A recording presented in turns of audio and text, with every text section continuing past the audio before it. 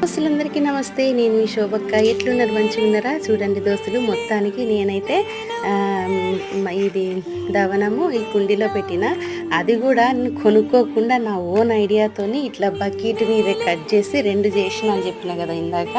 ఇది 2, అందులో ఇది పెట్టిన. ఇక చూడండి, ఇది ఎర్రమట్టితో అట్లనే దించేసిన అనమాట. ఇది మా దవనం అండ్ మర్మం చెట్టు అంటారు. ఒక్కొక్కసారి అట్లా వాయిస్ వస్తుంది దోస్తులు, జర నవ్వుకోకుండ్రి. మధ్యలో నవ్వస్తే నవ్వడం ఆరోగ్యానికి మంచిది కాబట్టి నవ్వుండ్రి.